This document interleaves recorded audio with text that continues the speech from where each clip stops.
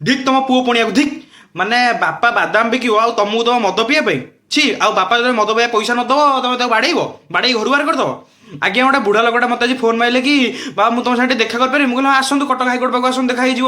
ଆସିଲେ ମୁଁ କହିଲି କ'ଣ ହେଇଯିବ ଆଜ୍ଞା? ନା ମୋ ପୁଅ ମୋତେ ବାଡ଼େଇଲା ସାନ ପୁଅ। ମୁଁ କହିଲି କ'ଣ ପାଇଁ? ନା ଆଜ୍ଞା ମୋର 3ଟି ପୁଅ, ତା ଦେହରୁ 2ଟା ପୁଅ ମୋତେ ପଚାରୁନାହାନ୍ତି, 2ଟା ପୁଅ ମୋତେ ଛାଡ଼ି ଦେଇକି ପଳେଇଛନ୍ତି। ମୁଁ କହିଲି ଆପଣ କ'ଣ କରୁଛନ୍ତି? ନା ମୋ ସାନ ପୁଅ ପାଖରେ ମୁଁ ରହିଛି, କିନ୍ତୁ ସାନ ପୁଅ ମୋତେ ଚଳଉନି, ମୁଁ ସାନ ପୁଅକୁ ଚଳଉଛି। 80 ବର୍ଷ ବୟସରେ ସିଏ ଆଜ୍ଞା ବାଦାମ ବିକିକି ନିଜ ସାନ ପୁଅକୁ ଚଳଉଛନ୍ତି, ଯେଉଁ ଭଜା ବାଦାମ ବିକି ସାନ ପୁଅକୁ ଚଳଉଛନ୍ତି। ଆଉ ସାନ ପୁଅ ବି ଚଳୁଛନ୍ତି ମାନେ କ'ଣ? ସାନ ପୁଅ ତାଙ୍କଠୁ ପଇସା ନେଉଛି, ସିଏ ଦିନ ଯାକ ବାଦାମ ବିକିବେ, ସାନ ପୁଅ ରାତିରେ ନେବ ମଦ ପିଇବା ପାଇଁ। ଆଉ ସେଦିନ ସେ ମଦ ପିଇବା ପାଇଁ ପଇସା ଦେଇନାହାନ୍ତି ବୋଲି ପଇସା ଆଜ୍ଞା ବାଦାମ ଗୋଟେ ଦିନରେ ବିକ୍ରି ହେଲା ନାହିଁ, ବିଜନେସ୍ ହେଲା ନାହିଁ, ତାର ପଇସା ନାହିଁ, ପୁଅକୁ ଦେଇପାରିନାହାନ୍ତି ମଦ ପିଇବା ପାଇଁ। ପୁଅ ଆଜ୍ଞା କ'ଣ କରୁଛି? ବାପାକୁ ବାଡ଼େଇ ବାଡ଼େଇ ଘରୁ ବାହାର କରିଦେଇଛି, ମାନେ ଚଳୁଛି ୟାଙ୍କ ପଇସାରେ, ତାକୁ ବାଡ଼େଇ ବାଡ଼େଇ ଘରୁ ବାହାର କରିଦେଇଛି।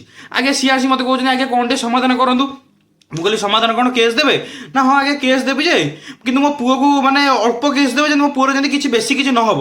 ଭାବିଲେ ଟିକେ, ମାନେ ଯେଉଁ ବାପାକୁ ତମେ ଛୋଟରୁ ବାପା ତମକୁ ଛୋଟରୁ ବଡ଼ କଲା, ଏଡ଼େ ବଡ଼ ଇଏ କଲା, ସେଇ ବାପାକୁ ତମେ ବାଡ଼େଇ ବାଡ଼େଇ ବାହାର କରିଦେଲ। ଆଉ ସେଇ ବାପା କେସ୍ ଦେବାକୁ ଆଇଛି ପୁଣି ତମ ନାଁରେ, ପୁଣି ସେଥିରେ ବି ସିଏ କହୁଛି କି ନାଇଁ ନାଇଁ ମୋ ପୁଅକୁ ବେଶୀ ଦିନ ଦଣ୍ଡ ଦେବେ ନା ଅଳ୍ପ ଦଣ୍ଡ ଦେବେ। ଆଉ ତମେ ସେଟା କୁଳାଙ୍ଗାର ପୁଅ, ମାନେ ମଦ ପିଇବା ପାଇଁ ତମେ ବାଡ଼େଇ ଘରୁ ବାହାର କରିଦେବ?